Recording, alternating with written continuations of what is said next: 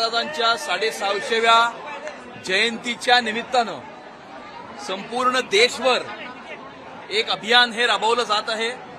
या ठिकाणी त्यांचं जन्मस्थान वाराणसी या ठिकाणाहून कलश आलेला आहे।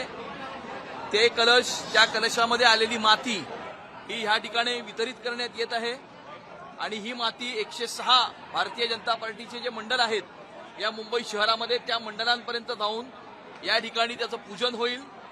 विविध प्रकारचे समाज प्रबोधनाचे कार्यक्रम या अभियानाच्या मार्फत पुढचे 6 महिने 20 फेब्रुवारीपर्यंत हे आयोजित केले जातील आणि संत रविदास महाराजांची जी शिकवण होती, त्यांच्या 41 कविता या गुरु ग्रंथ साहिबचा भाग बनलेल्या आहेत।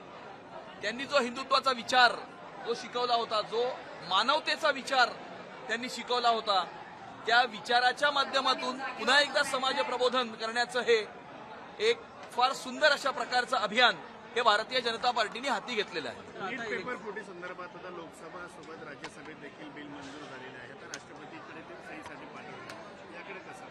नाही, नीट पेपर फुटीच्या नंतर भारत सरकारने आवश्यक असलेली सर्व पावले या ठिकाणी उचललेली आहेत। या ठिकाणी पेपर फुटीच्या नंतर सीबीआयकडे केस देऊन अरेस्ट झालेले आहेत, री एक्झाम झालेली आहे, त्याचे रिझल्टही डिक्लेअर केलेले आहेत आणि त्यानंतर येणाऱ्या काळामध्ये अशा प्रकारचे पेपर फुटी न होण्याच्या दृष्टिकोनातनं स्ट्रिंजंट अशा प्रकारचा कायदा या ठिकाणी हा आणून पारित केलेला आहे, जेणेकरून येणाऱ्या काळामध्ये अशा प्रकारच्या पेपर फुटीमध्ये भविष्यामध्ये आपल्या युवा पिढीचं नुकसान होणार नाही हे एन्श्युअर करण्याकरता एक चांगला कायदा या ठिकाणी संसदेमध्ये पारित करण्यात आलेला आहे। अभिजित दिपकेचे आता संभाजीनगरमध्ये आगमन झालेलं आहे, मात्र आपला सहकारी पक्ष असणारा जो शिंदे गट आहे त्यांच्या नेत्यांकडून वारंवार त्यांच्या आता भेटी सत्र सुरू झाले, याकडे कसं पाहता? नाही, कोण कोणाला भेटतं या सगळ्यांकडे आम्ही एवढं काही विशेष लक्ष देत नाही। आम्ही आमचं काम करण्यावरती जास्त लक्ष देत असतो।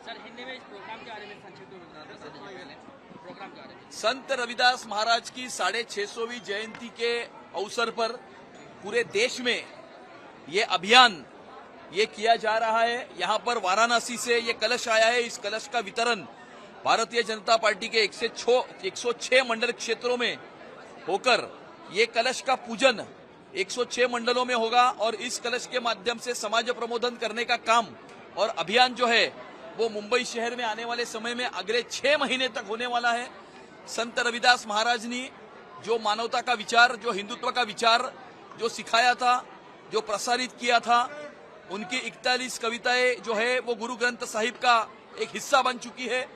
उनके इन विचारों को समाज के आखिरी व्यक्ति तक लेकर जाने का एक सुंदर अभियान ये है। पेपर लीक को लेकर मेरे 2 सवाल है अंतिम। पहला सवाल ये है कि पेपर लीक रुके, इसके लिए सरकार कटिबद्ध है और लोकसभा में राज्यसभा में बिल पास कर दिया गया है। 7 साल तक की सजा, 10 करोड़ रुपए जुर्माना है। राष्ट्रपति की मंजूरी के लिए खुद प्रधानमंत्री गए हैं, लगातार स्टूडेंट से बात कर रहे हैं, क्या कहेंगे?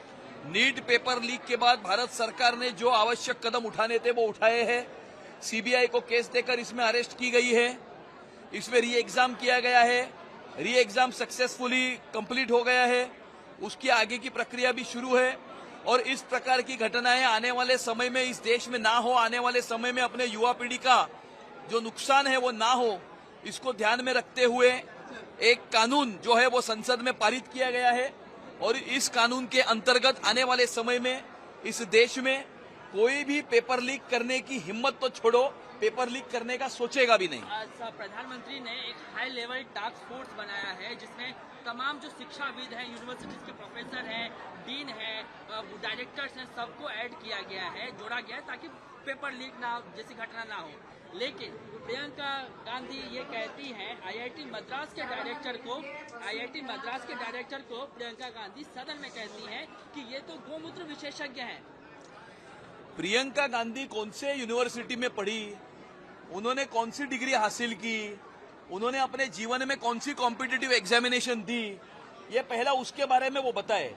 और चूंकि इन्होंने ये जीवन में किया नहीं है, इसीलिए उन्हें आईआईटी के प्रोफेसर की क्या वैल्यू होती है उस वैल्यू का पता ही नहीं है। तो ऐसे व्यक्ति से इन्हीं चीजों की अपेक्षा रखी जा सकती है, इससे ज्यादा कोई अपेक्षा उनसे रखी नहीं जा सकती। दिल्ली पुलिस के जो जख्मी जवान थे उनके परिवार ने आज प्रेस कॉन्फ्रेंस की और व्यथा बताया कि किस तरीके से उन पर असॉल्ट किया गया था, हमला किया गया था। उस पर जब राहुल गांधी को सवाल पूछा गया तो राहुल गांधी मीडिया पर कह रहे कि आप लोग बीजेपी से हो गया, बीजेपी का टैग मीडिया को दे रहे हैं। ये दूसरी बार हुआ है। देखो, राहुल गांधी ये इस देश की एक बहुत बड़ी नौटंकी है। इस देश में फेक नैरेटिव फैलाना, झूठ बोलना, लोगों को भ्रमित करना, इसके अलावा अगर कोई कंस्ट्रक्टिव या पॉजिटिव काम राहुल गांधी ने किया हो तो आप ही मुझे बताएं। या तो फिर और एक काम वो करते हैं कि विदेश में जाकर भारत को भला बुरा कहना, भारत का जो है वो अपमान विदेश में जाकर करना, यही सारी anti national activities Rahul Gandhi करते हैं और कहते भी है। तो राहुल गांधी से यही अपेक्षा